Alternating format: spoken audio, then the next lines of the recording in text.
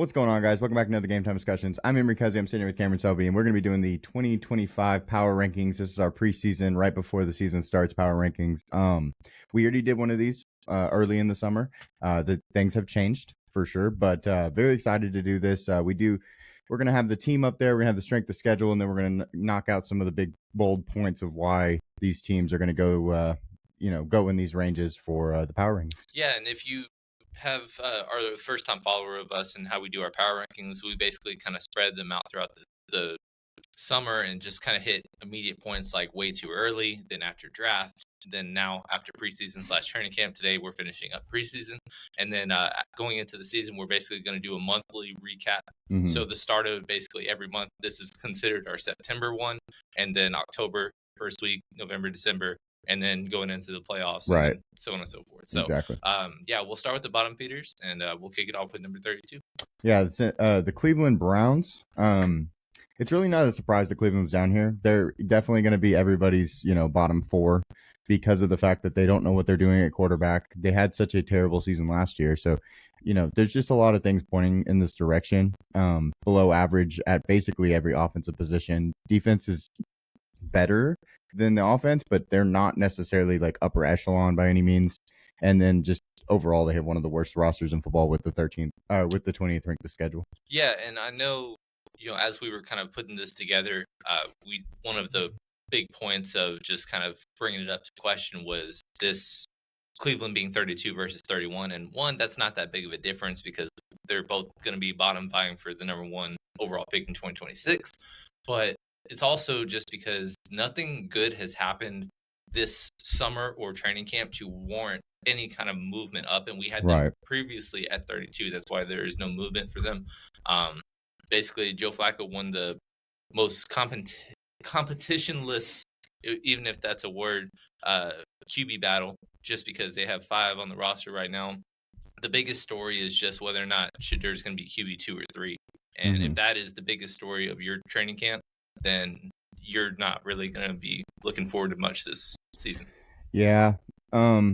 It's a really tough situation to be in, and we really feel for I like Kevin Stefanski. I think he's a good coach, but at the same time, you have to bring players in and make your team better and not constantly get worse by drafting guys that are going to, they have to figure out their draft process because, of course, 2 years in a row, they've had situations where guys may not play for them. They've had situations where they just have a lot of issues. Of course, bringing in Deshaun Watson, and then him being injured and stuff like that. Yeah, and it's a funny fall from grace because just 2 years ago, the last time Joe Flacco was their starting quarterback, they were the number one defense in football, and they made the playoffs as an 11-5 wildcard team. Obviously, it didn't work out because they didn't win a playoff game, but that's how quickly the NFL can turn around in just 2 years, and they've kind of lost a lot of their luster.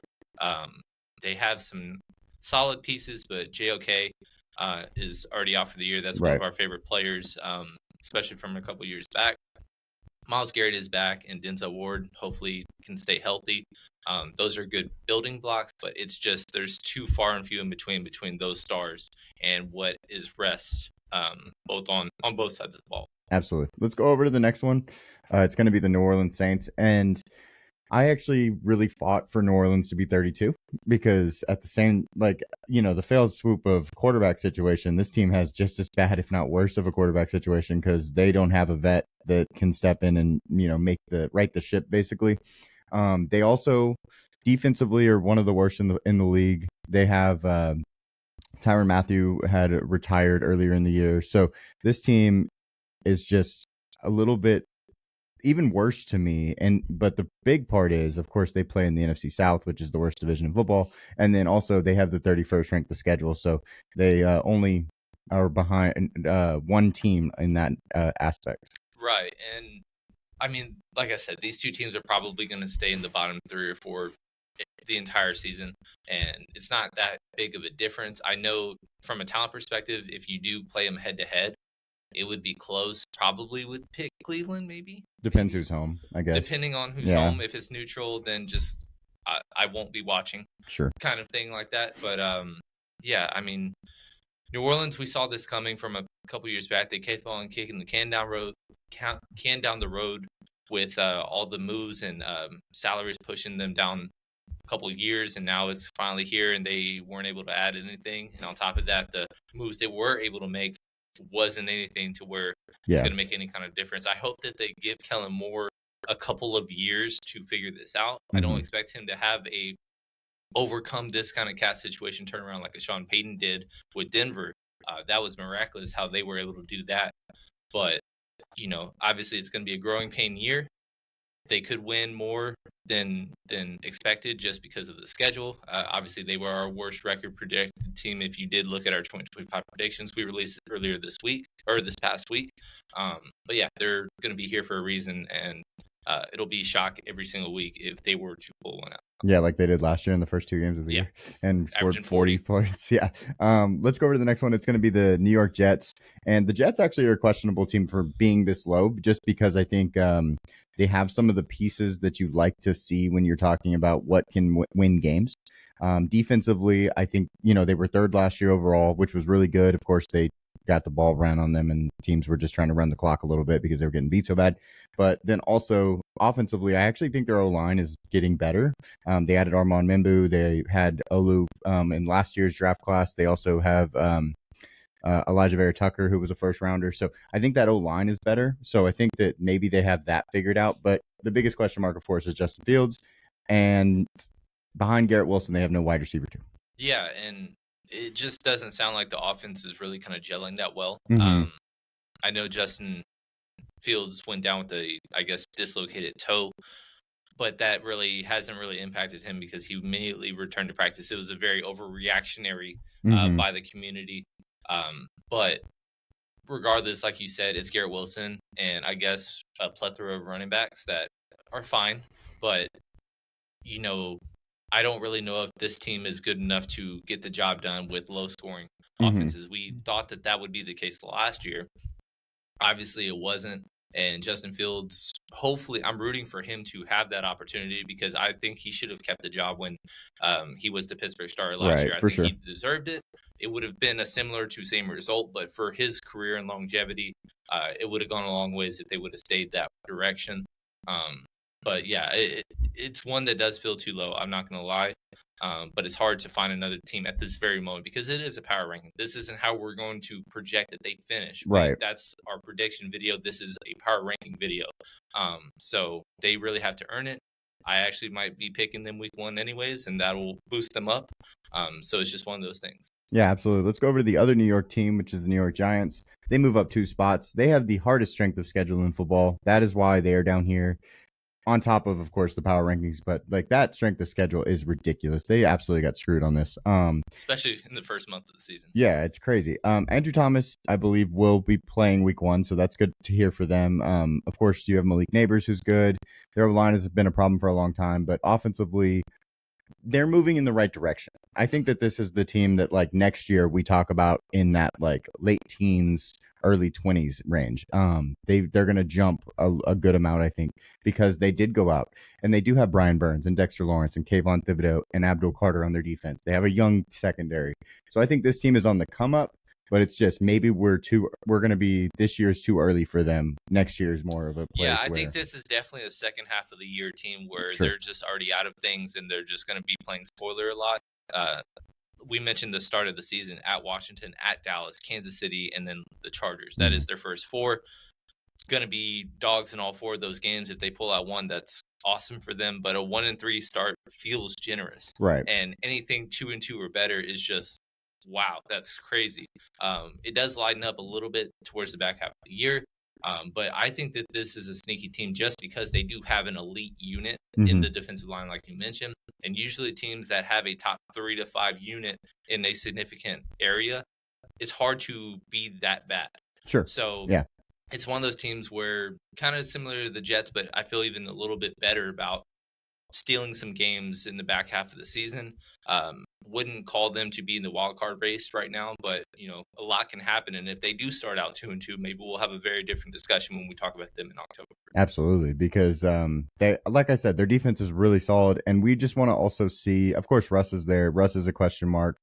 I love the Jameis, Tommy DeVito Jackson Dart stuff. I think that stuff is hilarious. One of them won't be on the team most likely, and it'll be Tommy. But it's so fun to watch them get after it and joke around and stuff. But yeah, so there's some question marks, but I think it's maybe we're a year early, and next year we'll really enjoy this team because of their defense and stuff like that. Going over Tennessee Titans. Tennessee just, of course, had the number 1 overall pick in the draft. They picked Cam Ward, and they're still trying to find a wide receiver 2 behind Calvin Ridley. So that's interesting. Tyjae Spears, the backup running back, is injured. Offensive line needs to play better. We'll see. They have a lot of first rounders on that O-line. And then defensively, I don't think the biggest problem is this might be like the team that has the least amount of sack reduction in the league. Yeah. So that's my big thing with them. But they have a chance. It does have a surprising blend of veterans, though. Yeah. Especially on defense. Obviously, Jeffrey Simmons missed a lot of time last year, and that had a lot to do with him being the heart and soul of their defense, and he's back and healthy, and it should make an impactful difference. The other problem was just their offensive line was so bad. Quarterback play was so bad. They've hit back-to-back drafts before this past season on first-round picks up front, and then now picking Cam Ward, who looks to be doing fine. I don't know how instant his success will be, but at least it will be formidable to where they'll be more competitive in closer games, and that can go a long way to be a 6-7 win team, which is all you can ask for, being a first overall pick team the year prior. Absolutely. Let's go over to the Colts. The Colts are a team that I was surprised when I was thinking about how the Colts, like after I looked through this like power ranking, because we got a rough draft and then we went through it. The Colts was a team that I was like, oh, I think they should be higher when I first thought of it. And then I was looking at it and I was like, but I can't put them over any of these teams because truly they have this issue. They have this quarterback issue, and now Danny Dimes is their quarterback. There's some question marks of like, okay, was that the right decision? I guess they're going to have to pick quarterback in the next draft, all that stuff. Their O-line's pretty good. Jonathan Taylor's good, of course. They have a plethora of receivers, but it all starts with the quarterback on offense. Defensively, they were awful last year they made a lot of for the team upgrades and moves in free agency to hit on that mark, so I do expect them to be better. But I think more so they go down because of the disappointment of how Anthony Richardson did not rise up to the challenge to take a job.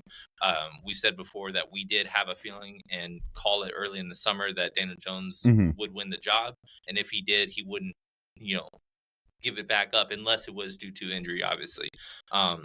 There's a lot of people debating on Anthony Richardson and how, man, he needs the game reps. That was a bad decision. And sometimes you just have to move off something if it is blatantly obvious. And there is not, like Trey Lance was one thing because he truly had no reps. And we did not see anything to warrant moving off of. Maybe he did stuff behind camp, but we've seen time and time again Anthony Richardson missing layup after layup. And just imagine in basketball, if you're in a layup line, you have a top 5 pick, and he blows 3 layups in a row, warming up for a game. And how would you view him going forward in that situation? And their quarterback coach, I believe, came out with the soundbite and just kind of verbatim said, hey, the consistency is not where we wanted it to be. And he's tried really hard, but it's just not there.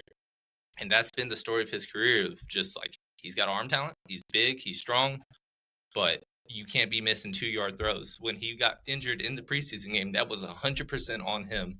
And a lot of people that are, highly into studying film and quarterback play were just like, that was a elementary mistake on his first or second drive as a quarterback. So those kinds of things just need to be done. And I don't think it was just like a conspiracy or they didn't really do enough to work around him. Sometimes people just don't have it. You miss, you have to move on instead of just linger. Like, this isn't a 3-4 year league anymore where you have time and time again, like, you have to go. If you don't see anything, they have a chance of winning this division. Like, but they have to make the right decisions, and this could be the right decision to make that opportunity happen, because Daniel Jones maybe not the greatest quarterback ever, but he is at least a okay quarterback that isn't going to screw your team. In New York, he didn't have the team. In Indy, there's a lot of really good pieces. So if he can just be good enough to win games, he won a playoff game. Yeah, exactly. He won a playoff game against Minnesota with Darius Slayton as his best player. Yeah, and there's 4 receivers on this team on top of a elite running back that is basically a wash to what he had with Saquon and to Tyler work Warren. with, and Shane Steichen. I like Kevin O'Connell more. Sure. Well, I'm sorry, not Kevin O'Connell. Brian Daboll. I love Shane Steichen more than him, but I think it's a situation where we've seen the inconsistency of him, but we've seen good games, and I don't think a lot of his blunders are more so just what he's got to deal with, more so than, man, you just missed a 5-yard thing, like 80-yard touchdown run that he falls at the 10-yard line. Those are kind of things that people stick out to, and I think it was undeserved, unwarranted. But again, if he shits the bed, then there's no going back to it, because he has all the tools right now to at least have a formidable season. Yeah. Going over, next team is Carolina Panthers. They go up 2 spots. Quick tidbit about them: Bryce Young, way too many options right now. Not sure what to do with him. Apparently, they've got 8 deep at receiver. They're going to start trading people, hopefully, cutting people. This offense should be improved overall, though. They do add Ted McMillan, who's awesome. Chuba comes back with good consistency from last year, hopefully. Defense, they brought in a lot of free agents to fix the issues because they had the 32nd overall defense. Can they stay healthy? And I think this team is better and can beat teams they shouldn't overall. But at the same time, we need to see it. Yeah, and I also... It was funny because when I think of Carolina and how young they are, the coach just kind of, you don't really know what to do with, thinking that they're one of the youngest teams. They're actually one of the 10 oldest teams in football. So it's kind of scary. Exactly. And on top of that, having an easy schedule, easiest division in football, like there's a path for them to make some kind of run to get there. I think this is a one playoff team division, and it could very well be them depending on how hot they start. So they were a very good team at the back half of the year last year, and they basically start off the season with 5 straight non-playoff teams, 6 straight non-playoff teams from 2024. So very easy path for them to start off 500 or possibly even better. And, we could be talking about them as risers going into the middle of the season. Absolutely. Let's go over to the next one. It is the Miami Dolphins. Miami has fallen 5 spots, and it has to do with the fact that they have no secondary. Injuries everywhere you look. Achan's already hurt. Their O-line is young. Tua, with his concussion history, I mean, there's a lot of question marks there.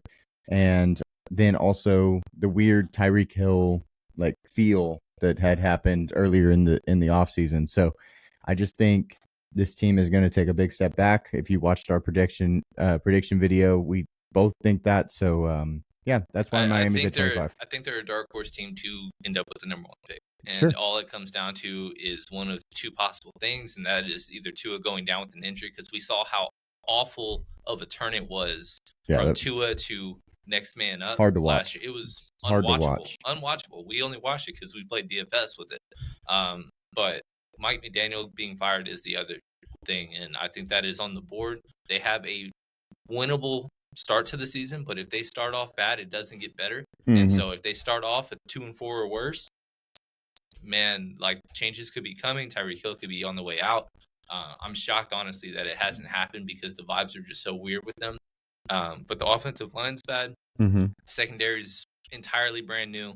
The one thing that they can lean on is their front 7 is probably above average. Sure. If they're healthy. If they're healthy. But both Bradley Chubb and Jalen Phillips recently missing significant time with the Achilles and the ACL. So it's not like they're just a unit that you can lean on and assume that it could just stay healthy. So tough team to evaluate right now. And I don't know really what to do with them. I mean, 25 feels right. I'm completely out on the team. I think that they have too many issues, so I don't really think that they can climb higher than this. So I think that this is, a lot of people would kind of probably say this is their floor, and I just think that the floor is much lower than this. No, the floor is definitely lower. I just think that the ceiling could possibly higher, but everything has to go right for them to be a 9-8 team. Compared to what it used to be. Yeah, absolutely. No, I completely agree with that. Let's go over to the next one. It's going to be controversial. The Dallas Cowboys. They actually moved down 2 spots. Well, it is, unfortunately, but the 5th ranked strength of schedule. It's a vibes thing, of course. You have Micah's issues. You have the injury to Trayvon Diggs. DeMarcus Lawrence, of course, when he left some really intense remarks about this team and in this ownership and coaching staff. So that Their left tackle Tyler Guyton's injured. Their running back situation, I don't know if you watched last night's game because we are recording this on Saturday. The Dallas Cowboys lose Jaden Blue to a high ankle sprain, I believe. It didn't sound like it would be like immediate IR, but still, it looked terrible. It looked awful. Yeah, because it was kind of similar to what Tajay Spears was, where he got rolled up on. But yeah, he did look explosive. We never said he wasn't explosive. We just didn't think we thought he was an average running back, and it just kind of is what it is. In the class that was not average. But regardless, historical class, and you pick one that wasn't in our top 20. Yeah. So whatever. But regardless, Dallas, like you said, it's just all bad vibes. And the biggest story of their summer, or there's 3 big stories. It's Micah wanting out. It's their backup quarterback having a fun arm, and it's I don't even know. It's just all bad. Jerry Jones is always a story. I guess so. That kind of ties in. I mean, they just released a cool documentary if you want to go watch and live in nostalgia. I looked the other day and I was watching with my dad, and I was like, man, the last time they were in a Super Bowl, I was your age, and I haven't even come close to that. That was the year we were born. Yeah.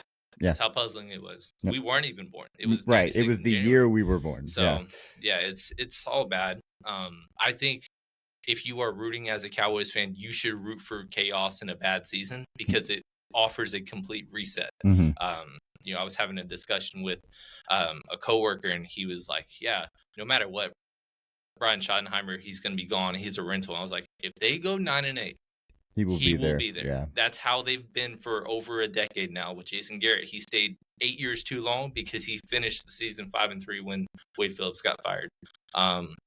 It's one of those things where Jerry likes comfort and yes men, and that's exactly what he is right now. No one else was trying to get him hired or in the discussion for a head coaching job. And on top of that, their schedule at the end of the season, it's all bad. Their easiest games are on the road against the Giants and the Raiders after their bye, and I am not confident that they walk away with either of those games. So, they have to start out 6-2 to, I think, have a shot at the playoffs. That is how good they have to be. They're basically this year's Steelers, to how we pictured them last year, where their start was so, they had to get it out the way, and they basically started out as good as they could have to finish 10-7 and make the playoffs. That's what Dallas needs to be. I don't think you should be rooting for that because in the short term, that's cool. Long term, it's not going to work out so well. So absolutely. I want chaos, and they deserve to be this bad. This isn't me just pushing them down because I don't like their situation. Nothing about them is just elite right now. Absolutely. Let's go over to the Jaguars and stop beating on a dead horse. Jacksonville Jaguars +4 spots. We believe in the Jaguars. I don't know if y'all go watch our prediction video, you'll understand how much we believe in them. But it's a very open division, and that's the reason. You have Houston, you have Indy, and then you have the Titans. So we've already talked about 2 of those teams. This is actually already the 3rd team in this division, power rankings wise. That's a very interesting thing coming, and we'll tell you where the Houston Texans are later. But Liam Cohen coming in, can he fix the offense? Added Travis Hunter. Can he get Trevor Lawrence to be Trevor Lawrence? I mean, Clemson, Trevor Lawrence, defense has to be better. 31st overall last year. The defensive line's actually pretty good, but their secondary is just kind of shot. Yeah, one of the things with them is we brought up off air, like it feels like Houston and Jacksonville should be much closer, and it's like they're gonna get there, but right now they have to earn it because at the very moment they're on an on-paper team. It was a weird kind of last couple years, and now that they have Liam Cohen, who is a unknown, similar to Ben Johnson in Chicago, but I at least like how quickly they're humming. And again, Jacksonville, the last couple of years, they've kind of dealt with injuries, and Trevor has not progressed like people have wanted to, so everybody is discounting him. And usually the former number 1 overall picks that no one's talking about are the ones that are the most dangerous. So I'm excited to see what can happen. They still need to earn it. But if you are confused or like saying it's a terrible call about Jacksonville being above Dallas, they have better playoff odds now at +180 compared to +190 for Dallas. So they have an easy path. It is a 1-team playoff division. Yeah, for sure. But they have just as good of a chance as anybody in that division to take it. Yeah, the bottom part of the AFC is really difficult to get in as a second team in the division. Going over to the next one, it's going to be the Pittsburgh Steelers. We've had some pushback against our Pittsburgh takes. I will tell you what we are going to see, because it's all defense. Defense is really good, of course. We know that. TJ Watt, Jalen Ramsey coming to the team. They've got a lot of guys everywhere on defense. Offense, though, Aaron Rodgers is going to retire after this year. He is completely checked out, in my personal opinion. I bet he does not care. That's first. Second, receiving core, you just have DK, and then you have injuries to your backup guys, Calvin Austin, and then Roman Wilson coming off injury from last year. There's just a lot of question marks there. You have Pat Freiermuth, I guess, as your wide receiver 2 at that point. Caleb Johnson's been really bad in camp. He can't pass block on top of that. But other than that, he can run the ball. Like, if you just watch like his rushing attempts, he's really good at that. So there's just a lot of question marks. And them being at 22 is actually right at where I think this is the perfect range for them. This is like the middle of their floor versus their ceiling, you know? Yeah. And honestly, I just think that their defense is so good that it's just going to force them to win more games than they deserve to. It feels very, Jets-esque from last season, where, all you got to do is just score 17-20, but just nothing about their offense excites you at all. Right. And DK, bringing him in, like, he as a stylistic receiver does not mesh with what Aaron Rodgers knows and loves to do. He can't run routes. He's not a quick out guy. That's never been what Aaron Rodgers has known and loved to throw to. And then after that, it's unknown. Calvin Austin, we thought, would be the clear-cut wide receiver 2, and he really hasn't done anything this preseason. Roman Wilson is a former second-round pick that didn't play at all basically last year, that has thrown flashes, but it's still running with the twos and all that stuff. So Caleb Johnson, if you're excited about him, just know that Arthur Smith had Bijan for 17 fully healthy games, and he didn't get him to 1,000 yards. So I'm not excited about how instant of an impact he can have. Offensive line is below average still.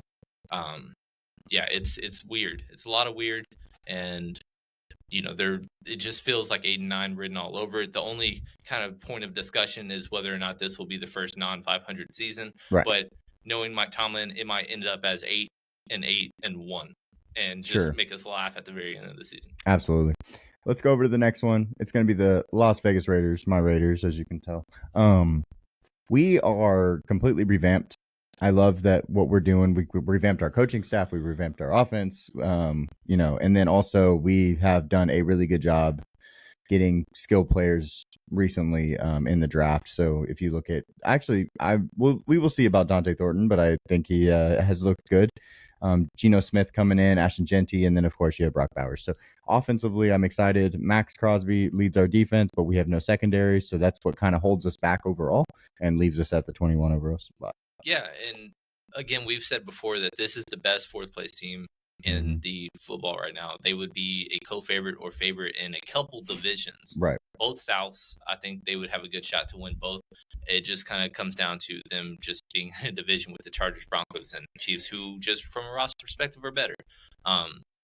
There was a little bit of weird with Christian Wilkins immediately, getting cut out of nowhere, and I don't know what's gonna happen with that, but he barely played last season, so it's not like you're losing a ton or it affects my perspective of them. The main thing is just having more than Brock Bowers to work with is more helpful. On top of that, Geno Smith trading for him, he's a average to slightly above average quarterback that has had back-to-back, I think, 10-win seasons for Seattle. So it's a three-headed monster of capable weapons, and that's what matters. Chip Kelly being there, I think, is a fun dynamic, and they're going to be in more games than you think.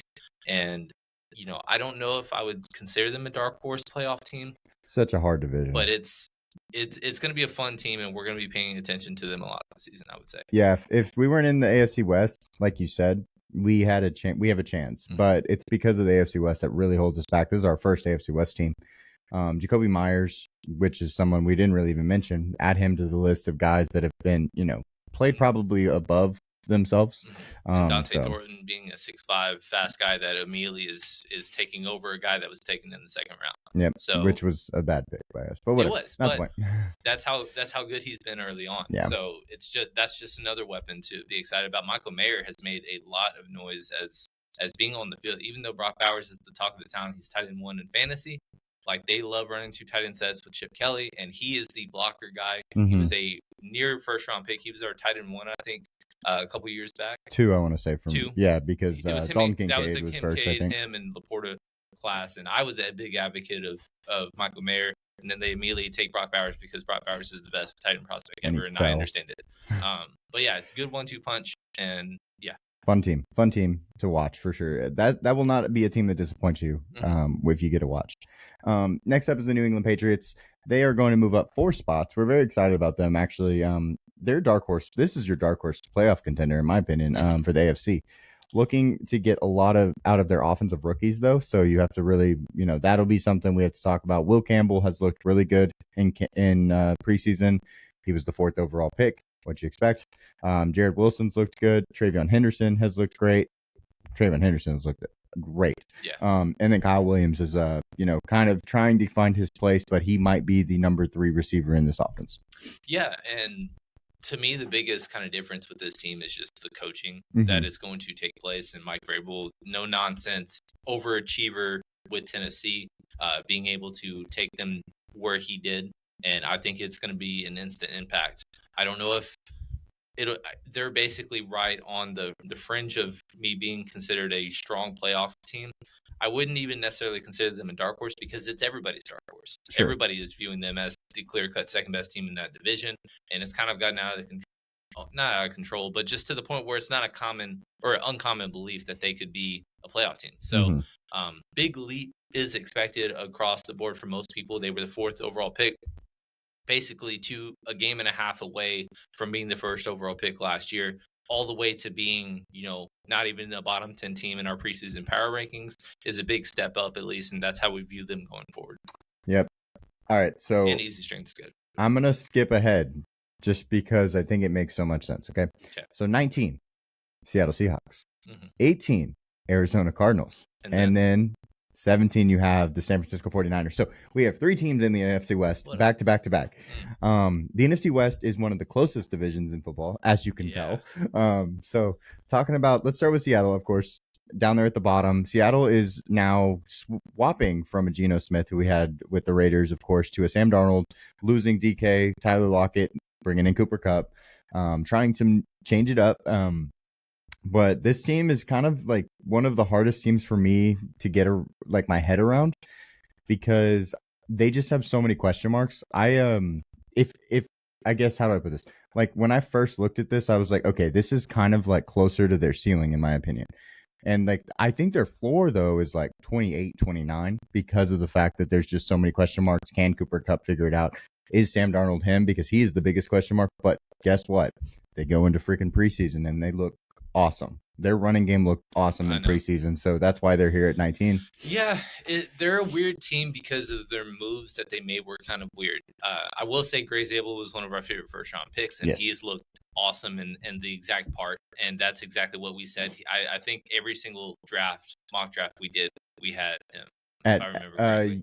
Except for maybe the first one. Yeah, we didn't, because we were like, okay, can we trust our own hype? Yeah. And then he did, of course, get pushed up. Yeah, that was one of our huge hits, but it still is a bottom 5 or 6 line until proven otherwise. They have invested capital into it, but it still needs to work out. I'm very interested to see Clint Kubiak and how instant impact, like you said, that run scheme can work for them. I think that's going to determine their success, because if you want to over rely on a Sam Darnold, I don't think that is the best practice. He is not necessarily in the best situation in terms of weapons outside anymore. I know JSN was one of our big winners last year, but bringing in Cooper Kupp was very puzzling. I like Torrey Horton, but I don't know how relevant they're probably be early on. Going to run a lot of 2 tight end sets. Exactly. I'd expect AJ Barner to be on the field, and Elijah Arroyo, who was a very exciting tight end prospect. He's running with the 2s or as tight end 2 because he isn't a blocker, and so that the defense is kind of scattered with solid everywhere, above average players. They invest in DeMarcus Lawrence. Don't really know how it goes, but yeah, they could finish second. They could finish fourth. All of these teams can. That's why they're right next to each other. They're going to basically beat up on all of everyone, and they're all going to be 3-3 in the division. And let's see how they do in the non-division. That's really going to be the outcome of these teams. Right. Arizona is next. Of course, we have biggest question mark with Arizona is going to be Kyler. I actually think that they did a really good job fixing their defense with drafting and free agency, but I don't think this defense is necessarily elite. I don't think they're going to lose you games, but to win games, you're going to need Kyler to play better. They're going to need the ball to get to Marvin and Trey McBride and get after it. And James Conner can't look old. It's, Trey Benson has to possibly be a 50-50 back. Like, we're going to there's some question marks here too. I just think Arizona is a stronger team overall than Seattle. And I also like their strength of schedule, obviously, a little bit more. So that's why they're here. When it comes down to Arizona, the biggest thing is just what are they going to do in December? Because they've suddenly become the team that they're right in the thick of things at the end of November, and they fall apart. Last year, they were, had the go ahead, and it's not a huge advantage, but they basically beat 2 of the 3 teams on the road, and then had home games against them throughout the rest of the season. So they were lined up right to take the division. It just fell apart, and it wasn't because of injury. It was just because of not great play. We did like the improvements that they made with a lot of free agent splashes. Draft went fine. Will Johnson was confusing why he went to the second round and instantly looks like a top 10 pick like we thought he would be. Of course he does. There's 2 of those guys that had injuries, and then So a lot of fun stuff. Calais Campbell's back. That's fun. Yeah. And he was one of the best PFF graded DNs last year. I mean, this team is good. Their front seven is really stacked. I mean, they've done it. So now they just have to go and win. If you watch the predictions video, I that was one of the most nervous endings I did. Was I think I put them at 8 and 9, and it just doesn't feel good because it feels like they can be better than that, but they still have to prove it because they have been in position to do things well, and there hasn't really been a strong finish to the season since Kyler has been a quarterback. And at this point, we're going on year 6. Like, something's got to give in that regard. Sure. The next team is the San Francisco 49ers. I'll be honest, I think they are behind Seattle, like power ranking wise, but I can't do that because they're the 32nd strength of schedule. They might have the easiest strength of schedule on week 4 when we re-record these videos and we have our October version of this.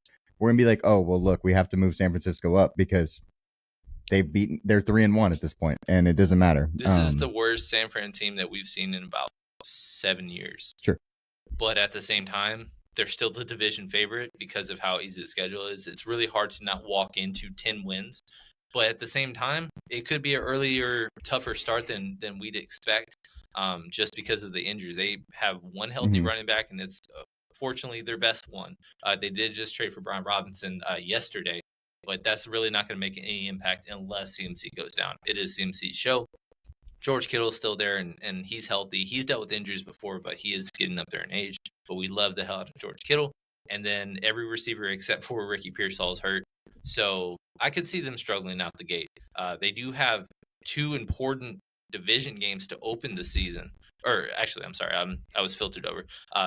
They go into Seattle to start the year, but then Arizona is in week 3. So 2 of the first 3 games are against those very teams.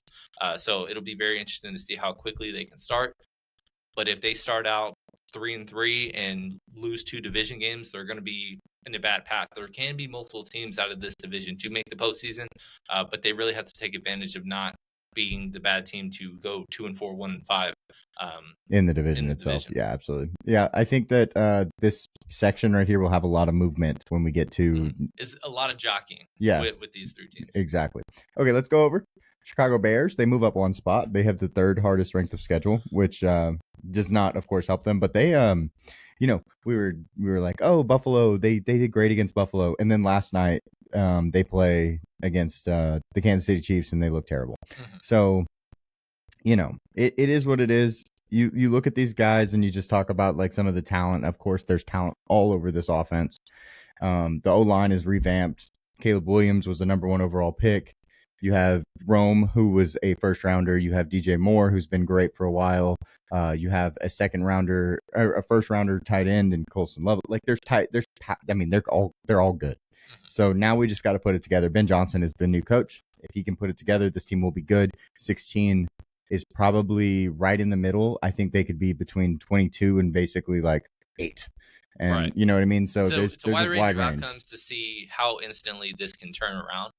I will say this was a 9-8 team with average coaching last year, and they had below average coaching. If that makes any sense, Terrible coaching. it was worse than we could have imagined it could have been. But they were, even though they were part of a division and fourth place in the division that set the record for most wins cumulatively by a single set of 4 teams.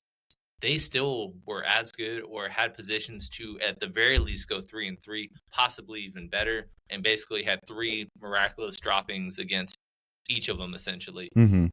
One in a miracle overtime game against Minnesota, a stupid field goal decision against Green Bay, and then Detroit basically games they should have won. Yeah, for sure. Games they should have won, or at least win 1 or even 2, and you feel very differently about them. Apparently, 20 touchdowns and 6 picks is a terrible rookie season. And Caleb Williams is apparently being viewed as like, I'd rather have JJ McCarthy to start a team. That's how the public views him now. He's got an extended run each of the last 2 preseason games. Looked fantastic against the Bills starters, and then against Kansas City, a couple of slow starts based on how the drive began. I remember the first play against Kansas City was a fumbled handoff, and then basically a false start, and your drive's over, and it was weird. But he played the full half, finished the half strong, scored a touchdown to Rome, who is one of my biggest, your stands for sure for this fantasy season.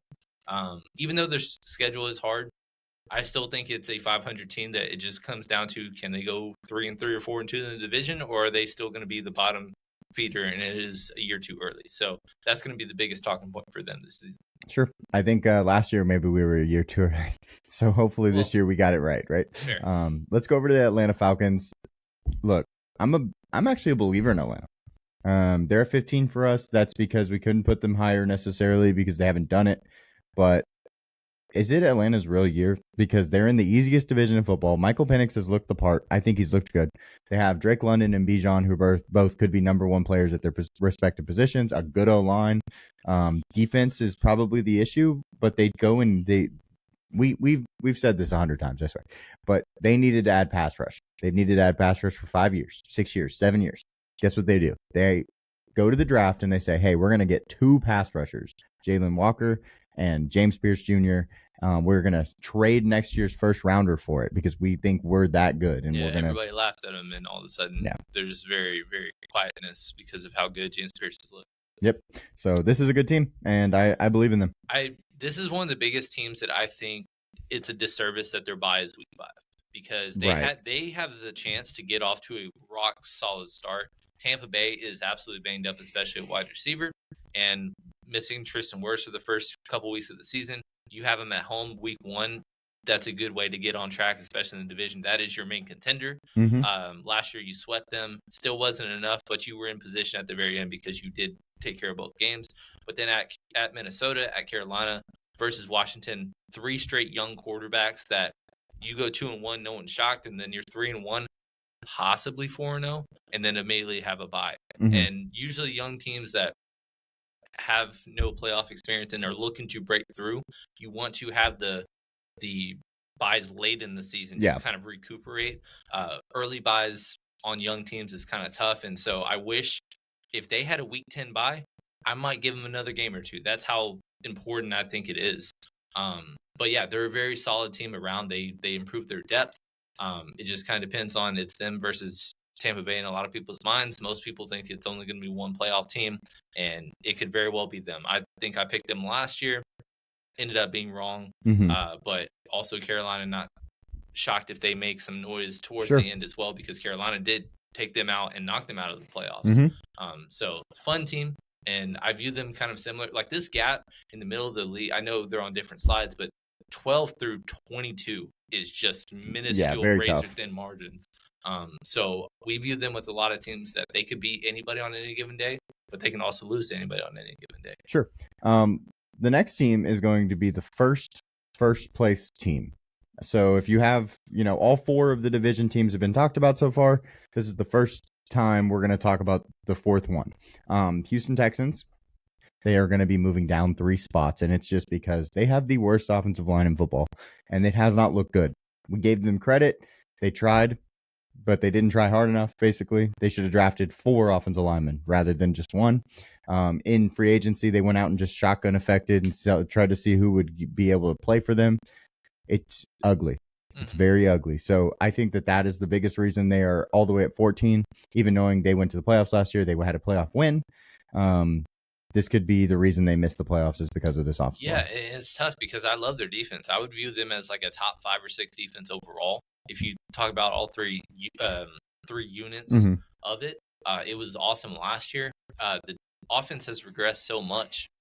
They have a new OC, so it'll be interesting to see if it can be a true turnaround, because CJ did take a step back last year, but it feels way worse because Joe Mixon, not healthy, could miss.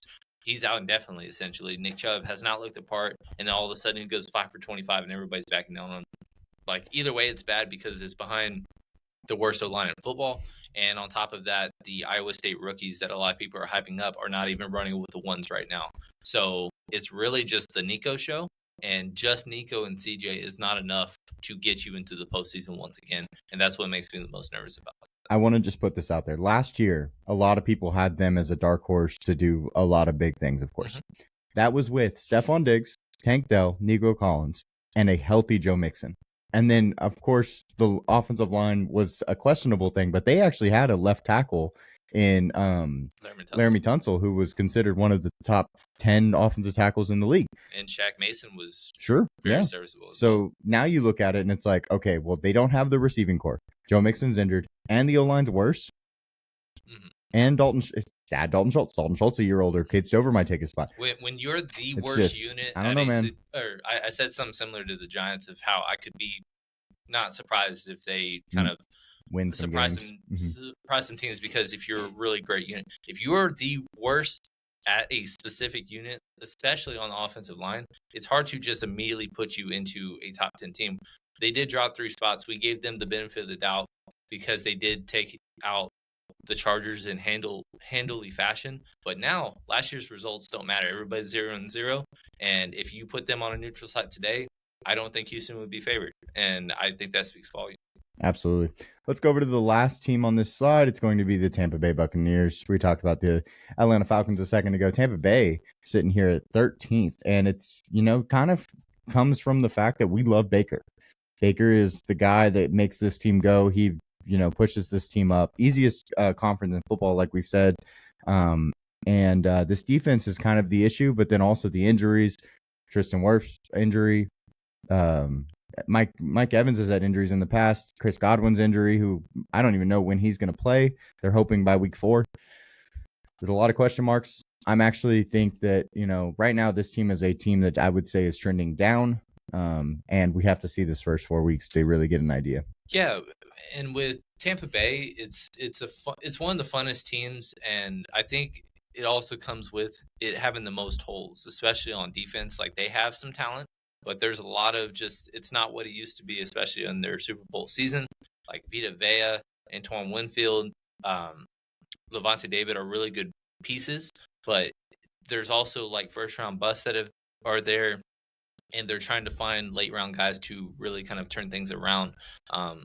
Secondary is kind of a big question mark, and like you said, with the injuries that they're having, how much can they weather the storm? Because early in the season, like it's a kind of they could get off to a rough start. I mean, they back-to-back road games to start the season against Atlanta and Houston. Then the Jets should be a win at home.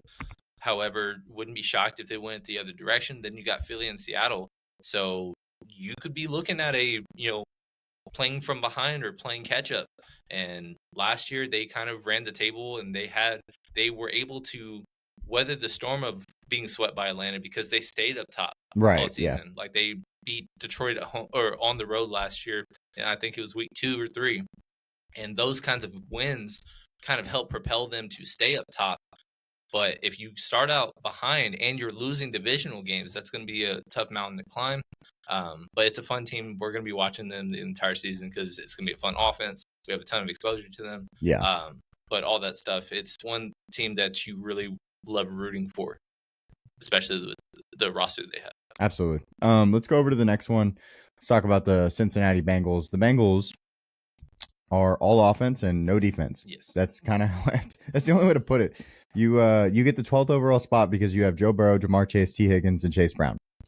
But you get, the reason you're not higher is because your defense is terrible and they don't want to pay their players. One of the worst secondaries in football. This team a few years ago was in the AFC Championship game beating the Chiefs. Like, that's not going to happen without a defense. Mm-hmm. And they're kind of one of the only quarterbacks that I think can go in to Arrowhead and beat Patrick Mahomes is Joe Burrow, but he has to have help. Right. And with this team, it's frustrating the way that they built their roster. Like, it deserves to be so much better than what it is with the guys that they have, especially the important guys. But, you're investing for tight end 2s and wide receiver 2s over your best pass rusher that you said to prove it. And then he led the league in sacks anyway, and you still don't want to pay him. Like, those kinds of things, letting people walk, they're cheap. They've always been cheap. And it's frustrating because they should be much better than they are. Last year, they had a lot of balls not bounce their way. Slow starts have always been a problem for them. That's why Joe Burrow is making such an emphasis to play in the preseason because he wants to get off to a good start. Right. And I think it's important because last year, losing to New England basically cost them the playoffs in week 1 last year. So those kinds of things, you want to start off hot to at least put yourself in a good spot.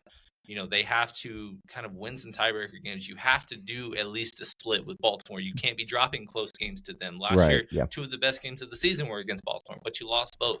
Like, you got to win important games to put yourself in a position to be there because last year, I don't think there was a more dangerous team to threaten Kansas City, but they couldn't get there. And it was because they couldn't run the table because they won 4 in a row to end the season, and it still wasn't enough. And they play in a hard division. That doesn't help trying to come back at the end of the year.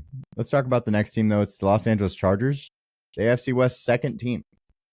We've started with the Raiders, and now we're in the top 11, and then we see the second team. So, team's ready to take a step forward. This team does. They, I love both Harbaughs basically, but of course the Rashawn Slater injury sucks. But can Justin Herbert get this team a win in the playoffs? Is the biggest question.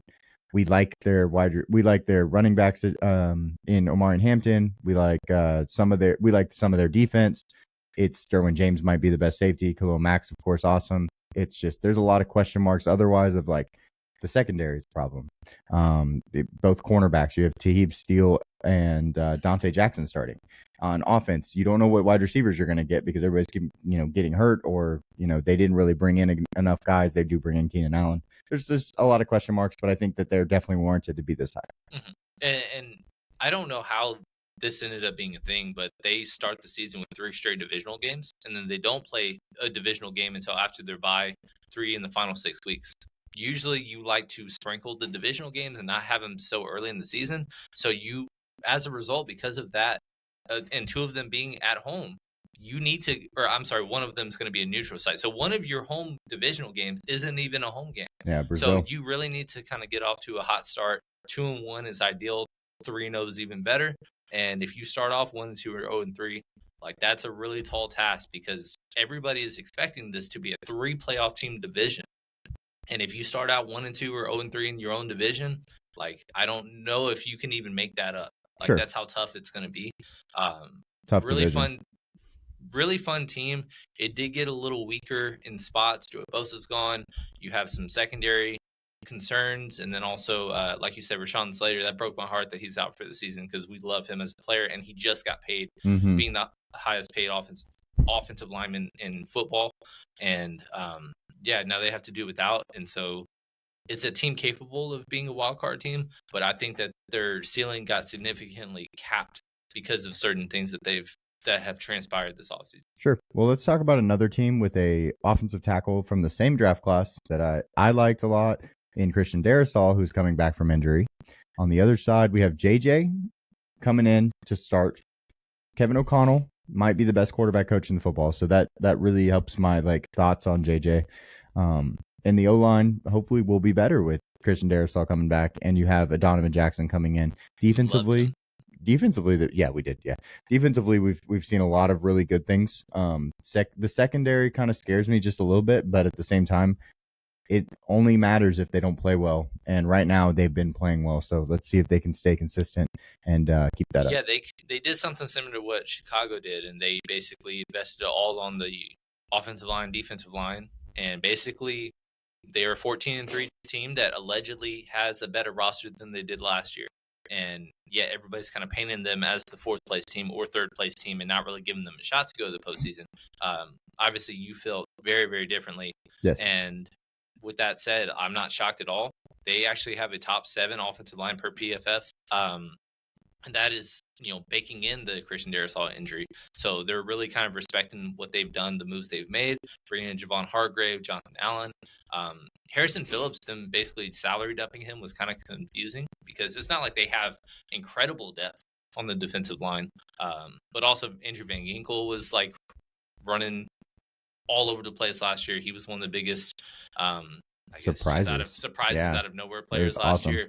Secondary improvements are made. They basically have a bunch of former first round picks that are trying to be, warranted as first round picks. It's a fun team. Tough to consider them a top 10 team, but you have to give it respect where it's due if you consider it a equivalent or possibly better roster than it was last year. If you win 14 games, like you have to lose your way to get out of the top 10. That's kind of why they are staying where they are. And also you just have to think about this division as a whole. Like it's one of the hardest divisions to talk about. Let's go over to the next team. It's the Green Bay Packers in the same division. And it's just like Chicago, Green Bay, Minnesota, Detroit. There's going to be crazy things we see this year. I don't know that no one really will know how this division goes 1 through 4. Obviously me and you had a very different thought process on this division when we did our schedule breakdown. So talking about Green Bay is one of the like weird teams where like they're good everywhere but not great anywhere. Yeah. O-line is good, defense is good, secondary is really bad. Not their whole secondary. Their corners are really bad, their safeties are really good. So it kind of balances out. It's basically an average team across the board, and that just feels like a 9-8, 10 win team to me. So it's just what are we gonna? They're gonna lean on Josh Jacobs, I guess. The problem is just they have good players. They don't really have great players anywhere. And like if you're talking about PFF and just ranking units, they have the worst ranked offensive line in the NFC North. They have the worst defensive line ranked in the NFC North, and the secondary used to be a top 10 unit, now is below average, losing Jair Alexander, having holes. And right now they have the Vikings placed behind them, but it's not like having the 19th ranked secondary is really anything to write home about. Yeah. So it's just a team that's going to be in every single game. They're going to win games that you think that they wouldn't have a chance in. They're going to lose a lot of games that you don't understand why they would be there. Right. This team is the one that felt too high, but they're the one team that is just like, they're not having if you compare these other teams, like Vikings are a huge unknown with the unknown situation at quarterback. Mm-hmm. Plus small Justin Jefferson kind of hamstring watch a little bit, because that's not nothing. Chargers losing the offensive tackle for the year is a big deal. Bengals having such a bad defense, like it's hard to place them behind them until results start happening. This is the one that feels too high, but at the same time, like it's really hard, especially in the middle of the pack in the NFL right now to rank teams. Yeah, they were one of my biggest arguments when we had talked about just like power rankings, is like how like justifying them this high, but like it's just hard to also justify other teams higher than this, if that makes sense, like higher than them. Mm-hmm. So I completely get it. Let's go over to the next grouping. The first team is going to be the Washington Commanders. They're moving down 2 spots. Now Washington has some weird vibes, as we talked about. Brian Robinson getting traded to San Francisco. You have the Terry McLaurin situation where we don't know. Honestly, we don't know anything right now. So hopefully we get some clarification on him. But I think that, defense is middle of the road. There's just a lot of question marks, and I feel like they're putting a lot of pressure on Jaden Daniels totality-wise, and we talk about this all the time. And I have one guy that I'm betting on, so we'll talk about that also. But sophomore quarterbacks go down. So I don't know.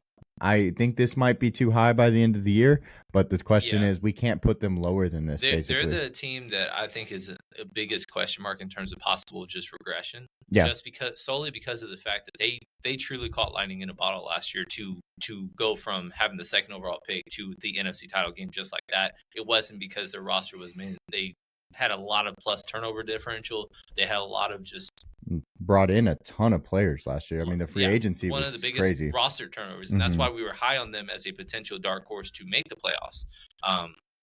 But they still have. I don't think people realize like their defensive line, second worst in football according to PFF.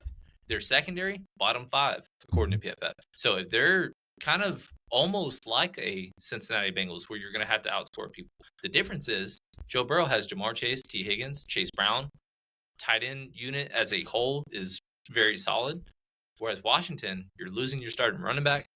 Terry McLaurin is still not there. Yeah. And also De'Ami Brown being lost. So really you have Zach Ertz. Debo and Zach Ertz. And Debo. And that's not really something that excites me when you're talking about a sophomore quarterback. So I think that they're a team that could be – there's a large wave of things, and people want to put them as a contender just because they were a Final 2 NFC team last year. Right. And I don't really view them that way right now. Sure. No, I get it. It's one of those teams that, like you said, should have regression for all the reasons that we just listed. And I don't know. It's one of those weird teams for sure. Because if you go watch the schedule prediction, I still gave them a pretty good schedule. And I'm like, I guess it just naturally happens. But let's go over to the next team. It's going to be the Rams. We talked about the NFC West earlier, all three of those teams tied together. And then you have the Rams, who are much farther ahead of all those teams on our rankings here. It all depends on Matthew Stafford and his health. Obviously, he came back to practice, and we love to see that, but we need to see him, consistently in games doing it. They did bring in Devontae Adams. They have Puka Nacua, Kyron Williams. Great trio right there. Offensive line is awesome. Really like them. And then they do a great job in the draft, and they do a great job getting their defense to play above themselves. And they've done that every year for a long time. So I trust Sean McVay. Mm-hmm. Yeah, and this was all having to do with whether or not Stafford was truly healthy and if he was possibly going to miss time. I still think because of him being a late, sprinkling him into camp, there could be a slow start, especially offensively. But at the same time, one, he's not going to miss time. But even if he did, like they were 1-4 last year, nearly made the NFC title game. Yeah. They were the one team that contended against Philly where they blew out everybody else except for the Rams, who almost stole it at the end. So I think they're the dark horse team to take the NFC. But it also comes down to you have to rely on the health of a quarterback with a history of back injuries. So that's the interesting thing about that. But top to bottom, one of the better rosters, especially in the NFC. And I just think toe-to-toe, any given day, I think they have the best shot to usurp Philly as the contender in the NFC. Sure. I just wanted to look real quick. Matthew Stafford is 37 years old. Yeah. So there's your, that's why we worry, right, guys? Let's go over to the next one. It's going to be the Detroit Lions. And Detroit is in that same division that we just kind of went over with the Minnesota Vikings, Green Bay Packers, and then, of course, Chicago a little farther back. But Detroit has the whole team. The fun part about them is their team is good. Their football team is good. Now, there's a lot of question marks with coaching staff, something that we haven't really talked about on this so far. They're basically returning their whole offense, which ranked second overall last year, but they're not returning Ben Johnson. He's going to Chicago. And Aaron Glenn, a defense that was 20th last year, had some secondary issues, but otherwise was pretty solid if they didn't have the injury to Aiden Hutchinson. He's all now gone to the Jets. So that's really where the conversation comes down to is like, can they fix these things? And do they have enough coaching talent? Mm-hmm. Not so much player talent. Last year, they basically stayed at the top of our power rankings the entire season, and they fell apart defensively at the end because of injuries. And that's really the reason why they didn't go further or disappointed in the postseason. I mean, I think they got 48 dropped on them against Washington. Yes, so, I think so, yeah. Yeah, we were. But with Detroit, it comes down to interior linemen replacing all three. Can that have an immediate impact in a positive way? And then also coordinators, we're going to find out if Dan Campbell is just a rah-rah guy or if he is actually a guy that can lead and overcome situations when they had everything working for them last year.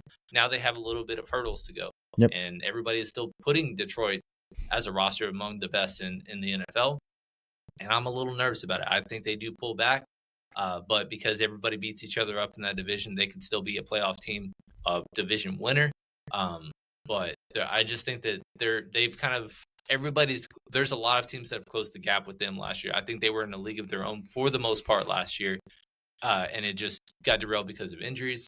Now I just feel like they're among a group of 7 or 8 that I would not be shocked came out of the NFC. I just think that conference is just so wide open, and as a roster, they should be among the top 2 or the best, and it just doesn't feel that way to me yet. Yeah, roster talent is definitely there, like you're saying. It's just now can they put it together, and they've done it, which is the thing that's kind of nice. Like they've actually been there. They got 45 put up on them. It wasn't 48. Yeah, so close, very close, very close. But yeah, so let's go to the last team on this board, and it's going to be a shock to a lot of teams. This is the Denver Broncos. They're at 5.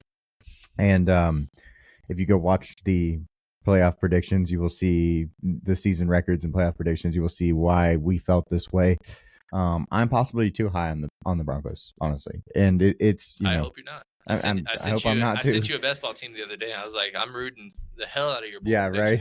But basically, the Broncos have no holes. They're above average at basically every position, position group wise. I don't even know because I haven't looked at PFF's rankings, but I'm sure they love them also, right? Offensive line number 2. Perfect. Defensive line number 8. Sure. Secondary number 3, and that feels too low. Yeah. That's how. You just brought in another guy and Fuanga, and you brought in Jahdae Barron. Yeah, okay. So you got the Brandon Depoy, and tough. Yeah, it's tough to not be higher than that, honestly. But yes, so that's how I feel about them. Their offensive line, like I said, and then I actually like their receiver core. I'm glad. Go ahead. I was gonna say I'm glad they traded Devon Vele because it made it a little bit easier to like see what's gonna happen. Mm-hmm. I think they're bringing in Evan Ingram was good. Bringing in JK plus RJ at running back. Like, can Bo do it in his second year? Remember, I just talked down Jaden Daniels on second year quarterbacks. But Bo is older. So is Jaden, actually. But Bo is older. He has Sean Payton. That's my key. Sean Payton is Cliff the key. Kingsbury, Sean Payton. Yeah, it's not even close. It's not even close. Multiple 5,000-yard passer for Drew Brees back in the day, right? So, Broncos at 5. Yeah, it's one of our favorite rosters in football. I think they're a dark horse contender to be a 1 seed. I know I didn't predict that. I still have Kansas City kind of above them. They have to break through the vibe of just they're the one team that can't beat Kansas City. Right. Everybody else has at least competed with, upset them, especially even in Kansas City. Both teams have done that in recent years. But Denver, I think, since Mahomes has been a starter, I don't think they've beaten Kansas City. And with that said, you still got to get that at the very least, just win one to split that, sweep the rest, hope that they have a little bit of regression, and then you're well on your way. I just think that if they're going to be a true contender this year, they've got to, be a division winner because going on the road to a Buffalo, a Baltimore, Kansas City, it's hard to put them in the light of saying that they're capable of upsetting them. They have the roster to do it, but you still got to complete it. Yeah, they got to win a game in the playoffs if they can do basically to do that. It feels very much like Minnesota last year, where Minnesota had all the tools, but then even despite being 14-3, they were the wild card team, lost the first game. Still little brother. They're still little brother. Yeah. And I get it. If they have to play an AFC South team, like obviously they might be favored in that one and move on, unlike what their division rival Chargers did last year. But if they have to first round be a 6 seed and they have to go to Buffalo in the first round, it's just like, damn, that's the cards we drew on this season. For sure. All right, well, let's go over to the last 4. We're going to start off with Buffalo, who we just kind of talked about. The AFC is stacked at the top, and the NFC is a little bit more flattened. But the Buffalo Bills, 23rd strength of schedule, MVP Josh Allen, returning the same offense as last year, basically adding Josh Palmer. So hopefully that'll help boost their wide receiver core. They did finally re-sign James Cook, who had a hold in, but I think the biggest issue will be the defense. They did add 5 players in the draft to this defense, which is really good to see. They added Landon Jackson, Deion Walker, and TJ Sanders to the D-line, and then safety Jordan Hancock, who I liked a lot out of Ohio State. So looks like this team is trending in the right direction, but they do have a couple of holes secondary wise and stuff like that. Right. Yeah. That's kind of their big weakness. It is still average, is ranked 14th according to PFF. But the biggest thing is that they're one of 2 teams in the NFL that are top 5 in PFF offensive line rankings and defensive line rankings. Right. Which offensive line, I was pretty surprised that they were ranked number 3 because outside of Deion Dawkins, I don't really think of anything. Well, they gave up the least amount of sacks last year, Yeah. which is a big reason why I think they probably just said, hey, they were good last year. We have to put them up a little bit. Yeah, I think they just kind of need more from the others. Sure. It can't just all be on Josh Allen. Josh Allen was an MVP last year. It was fun watching him play, but we just can't be running him into the ground and just Superman Cam Newton-esque his way to a Super Bowl appearance or a extended playoff run. But he's the one that's he's gone toe-to-toe, but just at the very end either didn't have the ball last or just came down to it last year. A lot of people give him flack for not only got 18 yards. He had all his timeouts in the final AFC title game. On a, extended blitz, rolling out, throw off his back foot, put it right in Dalton Kincaid's hands. Yeah. Yes, it was a tad short, but it was everything as a first round pick you need to catch and just extend the drive. And that happens. Travis Kelce makes that catch, and Mahomes gets praised for it. But if Dalton Kincaid drops it, Josh Allen, you didn't do enough to get the job done. So I'm excited to see what they do this season. Because of them, Baltimore, Kansas City, it's almost like none of this regular season, what those results matter. I mean, last year they got blown out against Baltimore in the regular season on primetime, then turn around, beat them in the postseason. So it really comes down to when they match up against one of those elite teams in the postseason, can they get over the hump? And I'm excited to see what happens with them. But they're going to be among the top 5 all season because they have the highest odds to win the division. They're going to be a true contender this year, similar to everybody else that is above. Baltimore. Just like Cam just said. When they were meeting in the playoffs, it's what matters, Baltimore has actually been the worst of the playoff teams in this group. Lamar hasn't been able to get over the hump when he gets to the playoffs, but he's been great in season, regular season winners every single year. You have Lamar, Derrick Henry, you have receiving core that is, usable for what Lamar's skill set is. He had 41 touchdowns last year throwing, which is the most of his career. Offensive line was pretty solid last year. So it all comes down. I mean, their defense is legit. So I wasn't even gonna, go there. Their defense is absolutely stacked. But it comes down to, can they win the big games in the playoffs? Not if are they going to get there or anything like that. They're going to get there. Can they win those games in the playoffs? This team is built to win the regular season right now because of the depth they have everywhere, and obviously having Lamar and Derrick Henry is just a great way to just be ahead, stay ahead, grind clock, and all that stuff. And that's why Lamar has one of the best winning percentages in the regular season in NFL history. Similar to what we said about Buffalo, but even more emphasized, it's what they do in the postseason. Because at least Buffalo, they're just like, damn, we lost by 3 again. But Baltimore, it's like Lamar's worst games are coming in the postseason. And it's a trend that not enough people want to talk about, but he's almost becoming the James Harden of football. Sure. And I don't want that. And even last year, there was even discussion of he had a better season than Josh. He should have won MVP. And you know what? Honestly, he basically had his best season of his career. But one, is the gap between him and Josh Allen enough to warrant one having 3 MVPs and one having 0? No, it's not. And 2, imagine Lamar having the lack of postseason success falling apart like he did again, but now being a 3-time MVP. And I know it's a regular season award, but I don't want bad narratives for elite Hall of Fame, once-in-a-generation kind of players. And I want to see him have the okay year, but push through.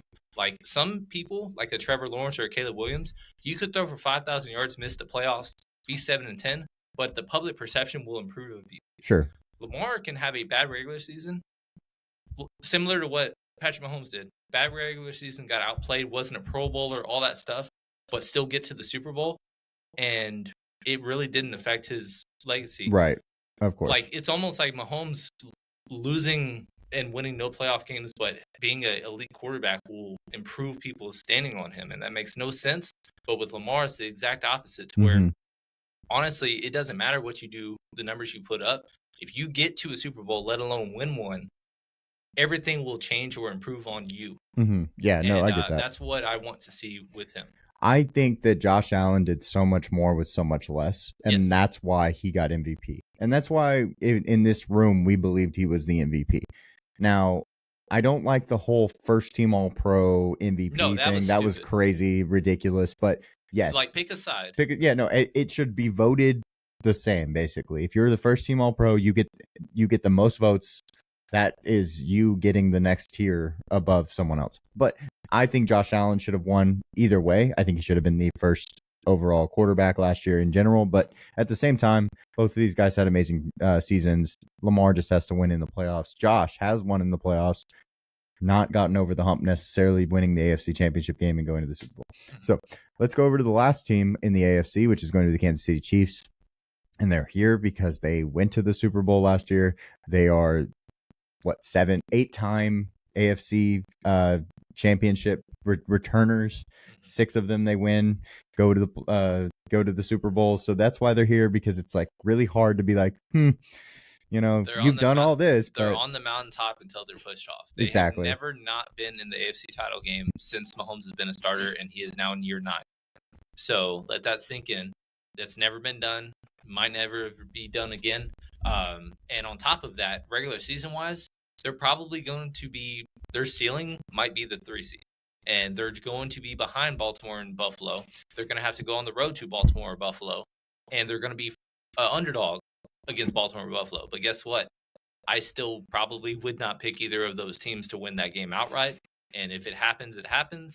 But Kansas City, at least, I think overall as a roster, is even better this year than they were last year. And with that said, they're just kind of there. They're in one of the tougher divisions. You actually picked them to be a wild card team this year, so that might even throw another wrench into it. But basically, with them, just beat them.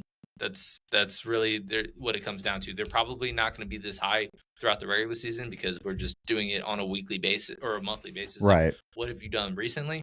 But when it comes down to the playoffs, when you get there, it doesn't matter if they're the 7 seed, the 5 seed, the 3 seed, doesn't matter. They're going to be the team to beat.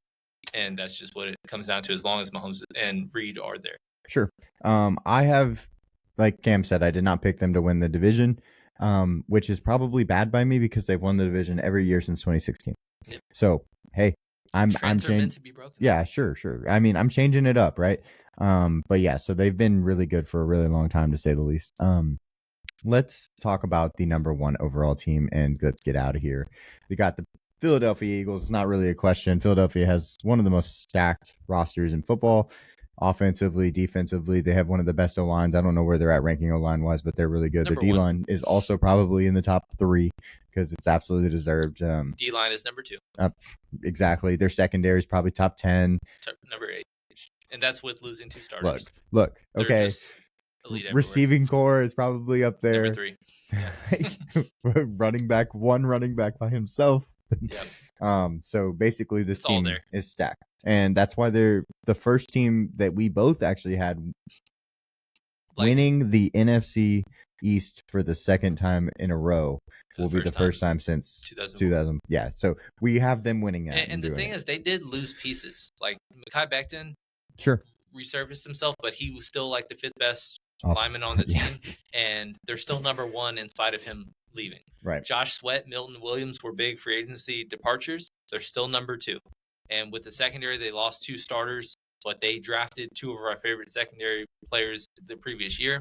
And they added Andrew Makuba, one of my favorite safeties as well. So they're literally stacked everywhere, and it's basically them versus the field. My gut says the field, but it still has to happen on game day. Yeah, like, that's what it comes down Talent-wise, this team, you can't really put them anywhere else but one. Like, that's just the truth. Like, they have the talent. And, yeah, they might lose some games. They've had some, we don't like Nick Sirianni necessarily. We have seen this team regress after making the Super Bowl in prior years. But what does it matter? They until proven otherwise. Like, they're the best roster in football, and they're the team to beat. Especially the way that they went through the postseason last year, blowing the teams out that they did.